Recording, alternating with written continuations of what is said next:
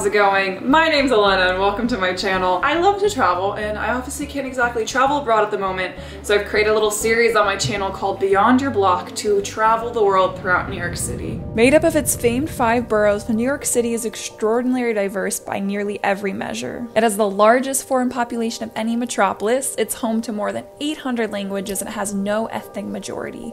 And like anywhere, the city is defined by its residents above all else. It's out of my deep-seated love for this town that I'm teaming up with locals from all over New York City to share with you their unique experience from the angle of the neighborhoods they call home. While places like Midtown and Soho and Washington Square Park aren't going anywhere, there are countless neighborhoods that you're less likely to find in your tour guide book that are vastly underappreciated. I'm excited to welcome those guides to my channel to share with you the New York they'd like you to know.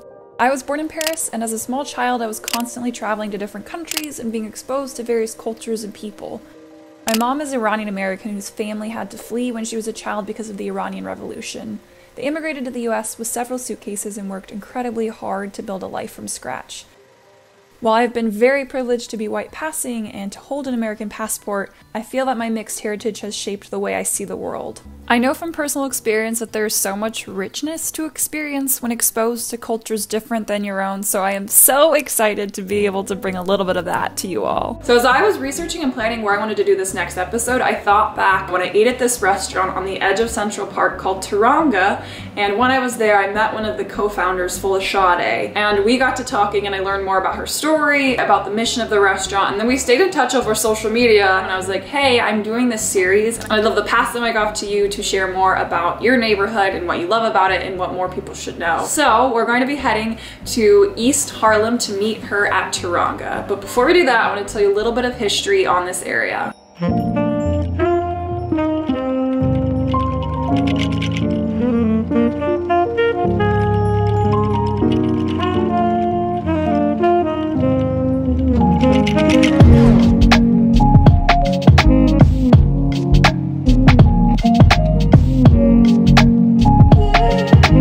Harlem is incredibly diverse with very rich history and culture. While many African Americans came to Harlem during the Great Migration in the early 1900s, there were many West African immigrants who found their way to Harlem about 3 decades ago to find work, affordable housing, and a better life. Composed of immigrants from countries like Senegal, Ghana, Burkina Faso, the Ivory Coast, and more, Harlem has a very vibrant center for fashion, food, commerce, etc., where you can really find and experience that authentic African culture without having to leave the city. Like I said, Harlem's extremely diverse, and today we'll be focusing on that West African community that you can find in East and Central Harlem. On that note, let's head to Teranga and go meet Folashade.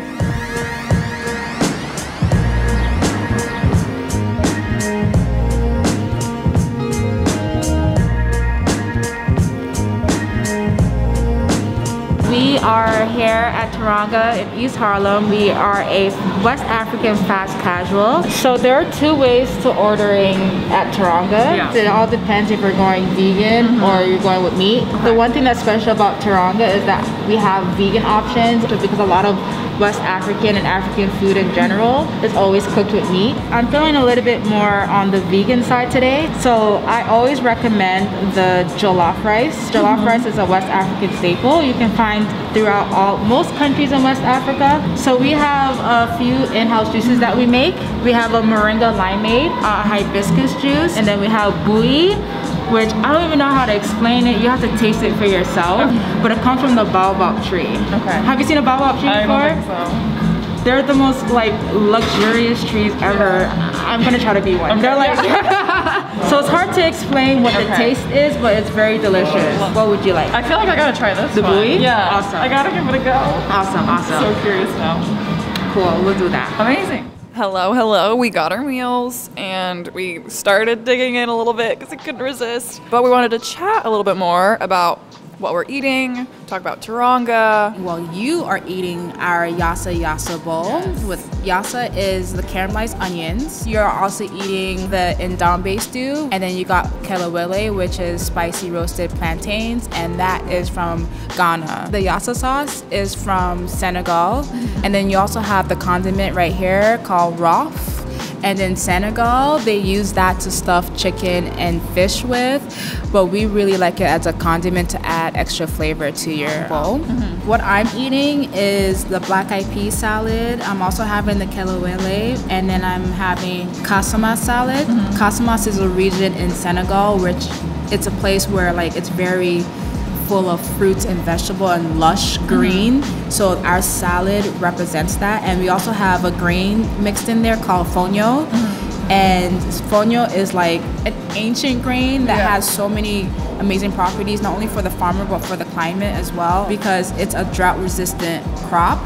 Well, our mission statement is sharing culture through food. So not only are we sharing our culture with people who are not African, we're also sharing African cultures with other Africans. A lot of people don't realize that through the transatlantic slave trade, a lot of our foods were passed on to different countries. There's been so many takes on African food according to where people live, and a lot of that has to do with our ancestors. So it's very important for us to highlight that. And then another part of our mission is to like make sure that African food has proper representation, especially at the international food table. And even just how we source our ingredients, either if that's going to our local African spot, what's seasonal, how we can support our farmers and stay loyal to them. It's a global economic thing that we're trying to do here.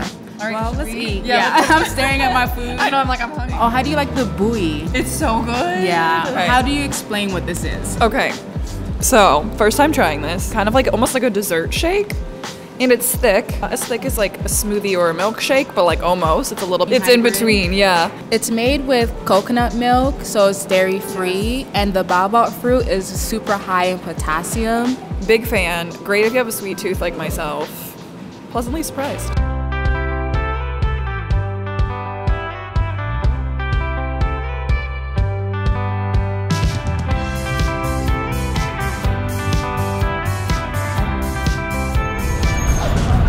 Hello, we just walked a few streets over from Taronga, and we are now at our second stop. This is the Malcolm Shabazz Harlem Market, also known as the African Market. The Malcolm Shabazz Market in Harlem is full of fabulous traditional African crafts and textiles. You can find standouts there like hair braiding boutiques, there's a large selection of carved wood and figurines, as well as handmade African-style clothes for men, women, and children. All of this, mostly on 116th, is called like Little Senegal. Even if you go outside of 116th, you'll find pockets of like Senegalese restaurants, halal spots, because most Senegalese people are Muslim. Yeah. Okay, so I think we're, this is it. Accra. We are at our third spot. Yes, so we are at Accra. Accra is another African staple here in Harlem. Accra is the capital city of Ghana. Today we're at the restaurant because we are getting fufu. We're gonna go back to my place to eat this because the thing is with any type of fufu, it's meant to be eaten with your hands. Okay. That's how you like really enjoy it. Yes. So I want us to like wash our hands, be comfortable, and eat this and enjoy it the way it's supposed to be. Perfect. I quickly wanted to like highlight one of my favorite spots in Harlem. It is the Schomburg Center. It's part of the New York City Public Libraries. They have like one of the biggest collections of Black historical contexts. So the Schomburg Center for Research in Black Culture in Harlem is a world-leading cultural institution devoted to the research, preservation, and exhibition of materials focused on African diaspora and African experiences.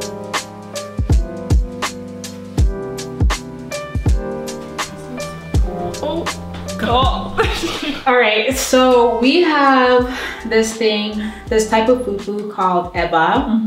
Eba is made out of gari, and gari is fermented cassava. So it's a root vegetable that's fermented. And then we have egusi stew, which is very like famous within Nigeria and Ghana, and it's made out of pumpkin seeds. Amazing. Yeah, so we're doing a meat list today. How to eat fufu is with your hands. I'm ready. It's so enjoyable. If you were to ever go to like Nigeria or Ghana and have fufu and eat with a fork or a spoon, people are looking at you like, you're not gonna enjoy this. Yeah. So you use your right hand to eat as a sign of respect too. And it's a sign of like cleanliness. And you take it, so you take a little piece, you roll it up. And then you dip it inside the stew. And you get as much of that as possible, and then Mmm. Oh my god, that's so good. It has like a little bit of a kick to it, just barely. And I feel like it's super homey. Like on a rainy day. It's like love. It'd be interesting to hear too, just more from you about like, I think maybe this was off camera where we kind of just talked about just the different like West African and also East African communities in Harlem. And, in Harlem, and kind of like what's present here. Cause anything on that, I think people would love to learn. You will literally find Francophone West Africa. So a lot of the countries that were colonized by the French. So you'll find Burkina Faso, Mali, Ivory Coast, Senegal. And then you'll also find Ghanaians and Nigerians here. But another thing too is that there's always been like this thing where can like Africans and Black people get along? I look at African Americans as like my cousins. I call them cousins because I think for a lot of people, if they can trace back their DNA, it will take them back to West Africa, you know? So I'm just like, even though I don't know you in that sense, you might have been sold from my family. I look at African American rights and issues as my issues being African and being someone that lived out here for a very long time. I do love Harlem for that. There's a good mixture of all kinds of Black culture here.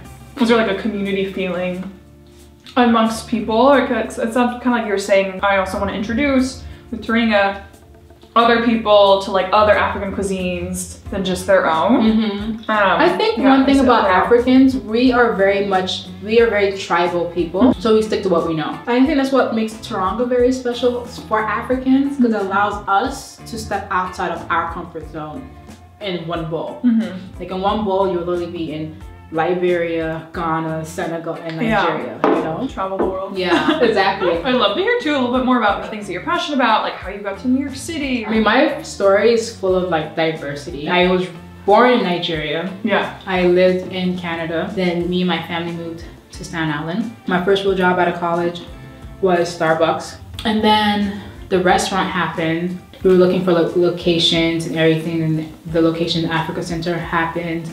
And it all just made sense, like, wow, this is what my like purpose led me up to. The restaurant is a collaborative thing, right? There's a few other partners, but I also have like my own vision for my own things, you know? I'm enjoying myself. It's already dirty. I'll get you another one. I'm like powering through this. It's so good. Like once you start, you can't stop. It takes practice, like you see, like for me. I know, I was like all over, and you're like just your little thing. Alright, we just had a lovely time at your beautiful apartment. Thank you for Thanks coming for over. hosting me. Of course. And now where are we headed? We're heading to an Ethiopian restaurant just to get a quick little snack, and then head over to one of my favorite spots in Harlem. And I'm very full, but let's go. I really wanted to show you all Shriver's Row really quickly. It was once owned by a lot of like Black intellects. Think like your James Baldwins of the world, and especially during the Harlem Renaissance, a lot of them lived in this neighborhood.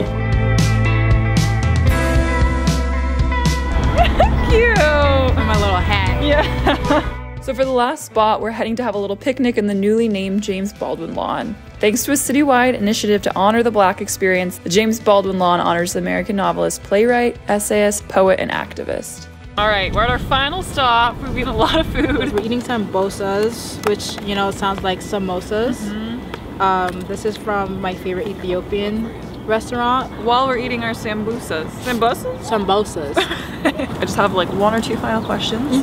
If you can share about any of like the local initiatives. One of my favorite organizations, nonprofits and community garden called Harlem Grown is out here in Harlem. One of the most amazing things about Harlem Grown is that they inspire the local youth through urban farming, all family like oriented.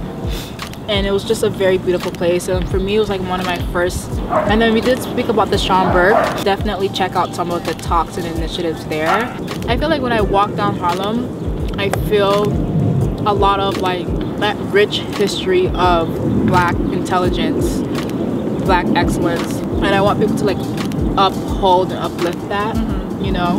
There is gentrification happening in Harlem, but at the same time there are a lot of like Black owned neighborhoods. So if you want to like support locally like Black owned businesses, Harlem is a great place to explore. Just take a trip, A train, 2-3 train, B train. There's mad transit out here. Come up and visit. It's a wrap. We did it. Yay! I can eat this in peace.